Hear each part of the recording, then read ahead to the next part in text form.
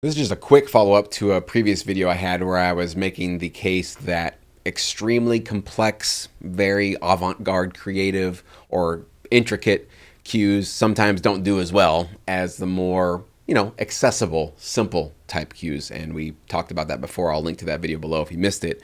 But I got some interesting comments on that video and a little bit of pushback, and I want to make sure I'm very clear. Maybe I wasn't as clear as I could have been. Somebody was saying, well, if you make music that's too simple and just, four chords, very accessible, right? Predictable and something that's kind of boring, that also doesn't do well in sync licensing. So it's kind of misleading to say that you should just stay away from complex music and only make simple music, because that's also a path that doesn't really work out well. And I actually agree with that comment from the commenter. So it is kind of these two extremes that we live in between in sync licensing. There is one side that's too complex, right? The crazy time signatures, 5/4, 9/8, something creative like that.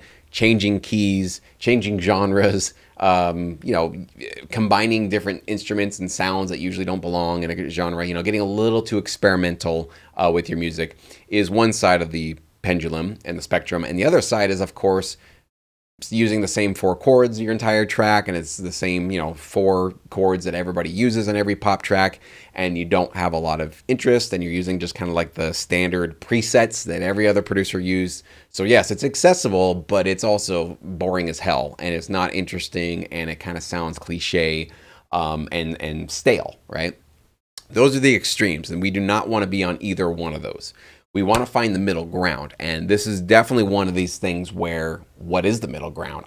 I can't put a tutorial out there for you guys to show you exactly where your middle ground is going to be. You're all going to be in a different middle ground, right? Because we're all capable of these two things. I know that if I have no guidelines or, sort of restrictions on what I should be doing with my sync music, I will be floating off into experimental land, but will be useless. It'll never get played, so it won't even probably be listenable. Maybe I dig it, but who cares? I want to make sure that like the world finds value in what I'm doing, right? And then the other side is that, like, yes, I can make something that's so predictable and so boring and so done over and over and over again that also, people are just going to kind of fall asleep at the wheel. So for me, I have to find what is it that is mainstream, right? It definitely needs to be mainstream. So sorry, some of you are like, oh, no thanks. Okay, cool. Don't worry about it. Plenty of other things to do. You can unsubscribe, find something else to do with your time. Like it or not, if you are trying to get involved with sync licensing, you are trying to appeal to a mainstream audience, right? What are TV shows? They are mainstream entertainment. What are commercials? What are sports? What are trailers? What are movies? These are all mainstream forms of entertainment. And our job is to try to convey and deliver a condensed form of very clear emotion with our music. That's it, right? We're not here to convey deep, meaningful thoughts or thought-provoking questions into the world and philosophical questions, right? That's not what our music is for. It's never really been for that for sync licensing, okay? If you want to go make music for those purposes, go do it. There's plenty of opportunities and places online in the world where people will appreciate and need that for sure. And I listen to some of that music myself. But this channel, again, focused, sync licensing is a mainstream approach and appeal that we are trying to go for, okay? So you got to make sure that you're, like I said in that video, 4/4, 3/4, 6/8 probably are your choices. There might be a couple of exceptions to the rules, but you're probably going to be in those time signatures. You're usually never going to be changing keys creatively at all. You're going to be staying whatever key you start in. You're usually going to want to stay there. Your music does need to feel and sound like it belongs in a genre that's familiar, right? It can be a hybrid. You can have hip hop rock. You can have EDM country. You can have all these kind of interesting combinations, but it does need to feel and sound familiar enough that it's not throwing the listener off and making them go, what the hell is this? I don't even know where I would put this. So you need to sort of follow in the footsteps of something that sounds, acceptable already to the mainstream in all these various genres, but at the same time, not get so predictable and mainstream and rehashed that your music sounds like AI, right? That's basically what you're trying to do. You are still trying to walk this fine line of accessible, but accessible, but unique, accessible, but something that some element of it stands out. One of the examples I always go back to is I remember growing up and there were all these new rock bands. This is like back in the new metal age, like the early 2000s, where there was all these new metal bands coming out and new, rock bands coming out.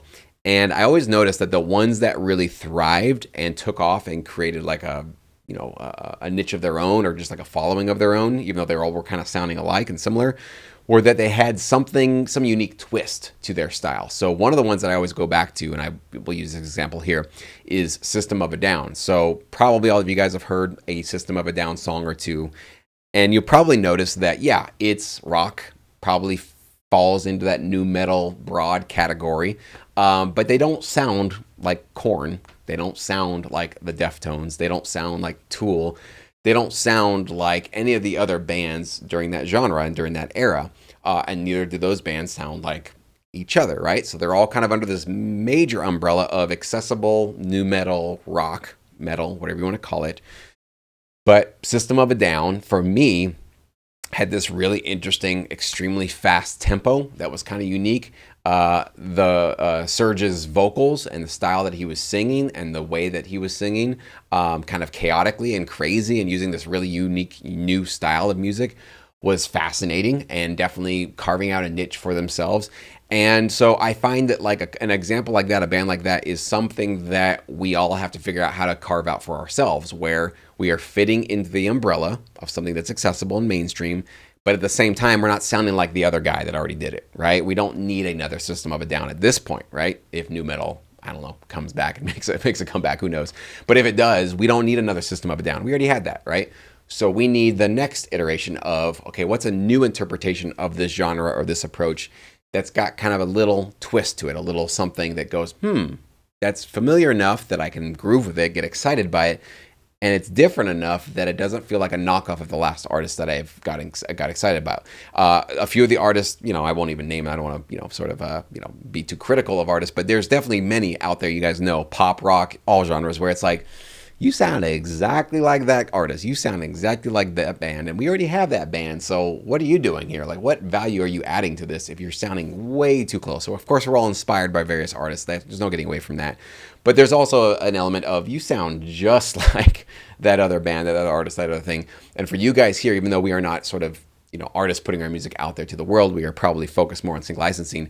The same sort of rules kind of do apply to us, where we don't want to sound just like everybody else doing some sort of a genre, but we want to bring our own unique brand or sonic quality or unique twist to it. And again, maybe use different interesting synths, maybe you record some of your stuff, maybe you add more vocals to your music, maybe you combine instruments and sounds in a unique way, maybe the way that you stutter your guitar riffs, or you have certain kinds of plugins or whatever. Again, this is where it's like there is no tutorial for you guys for how to do this. You kind of have to just keep forging and keep making moves and keep getting your hands on your home studio system until your sound emerges. This is definitely something we've been talking about in Sync Academy for basically 2 years now, how to create your own artist brand, especially in the wake of AI music becoming something that we have to contend with. You definitely need to do this kind of stuff. So I don't know if that made that clear or not, but it's definitely something that is important to clarify, that I'm not saying make something that's so accessible and easy that it's boring. You got to find that middle ground, and that's going to be a different middle ground for all of you guys.